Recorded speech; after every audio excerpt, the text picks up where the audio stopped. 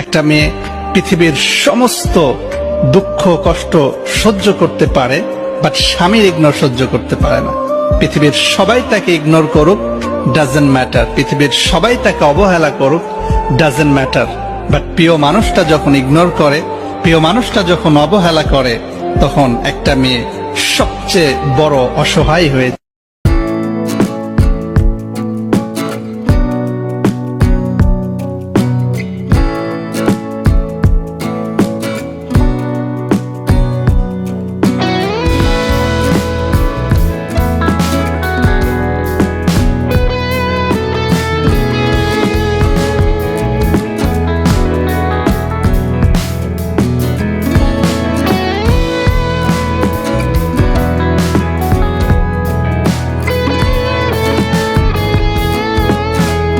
কেউ আমাকে কোনোদিনও জড়িয়ে ধরে বলেনি আমার তোমাকেই লাগবে।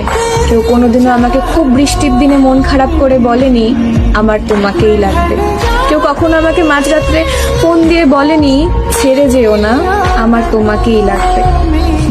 না না, কেউ কখনো ভালোবাসেনি ঠিক তা নয়, ভালোবেসেছে। হয়তো আমার মতন করে এক বুক সমুদ্র নিয়ে ভালোবাসিনি। ভালো তো বাসতে পারি সবাই, তবে এক সমুদ্র ভালোবাসা নিয়ে কি সবাই ভালোবাসতে পারে?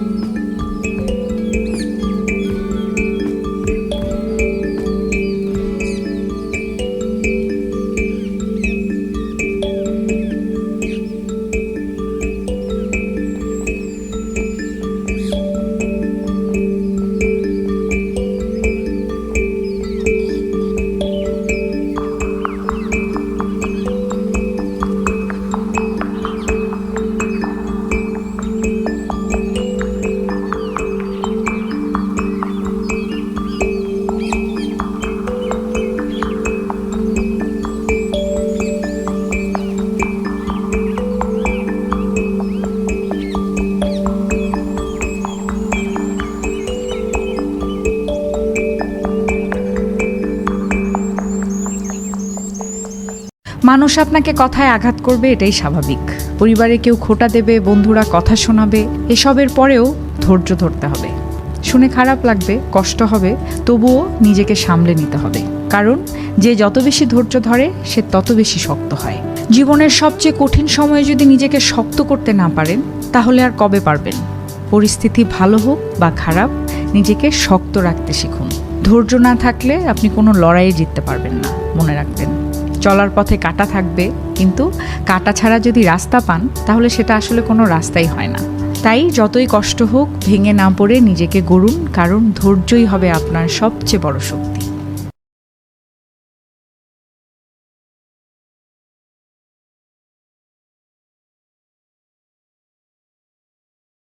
যে আপনাকে সত্যিকার অর্থে ভালোবাসে, সে আপনার সঙ্গে কথা না বলে থাকতেই পারবে না। মাথায় রাখবেন, যে কথা না বলে থাকতে পারে সে আপনাকে ছাড়াও থাকতে পারে, আর যে আপনার সঙ্গে কথা না বলে থাকতে পারে, একদিন না একদিন সে মানুষটা আপনার হাত ডেফিনেটলি ছাড়বে। ঠিক কিনা বলেন? হাদিসে আসছে আম্মাজান আয়েশা রাদিয়াল্লাহু তাআলা আনহার সঙ্গে কথা না বললে নবী করিম সাল্লাল্লাহু আলাইহি ওয়াসাল্লাম অস্থির হয়ে যেতেন। এটা হচ্ছে আসল ভালোবাসা, যে ভালোবাসার ভিতরে একে অপরের সঙ্গে কথা না বললে, কমিউনিকেট না করলে মনের মধ্যে শান্তিই আসে না। ঠিক কিনা বলেন? জীবনে অনেকজন আসবে, অনেকজন যাবে, তবে এটা মাথায় রাখতে হবে যে আল্লাহ যারে তোমার জন্য লিখে রেখেছে, এটা আসবে ঠিকই, এটা কখনো যাবে না। ঠিক কিনা বলো?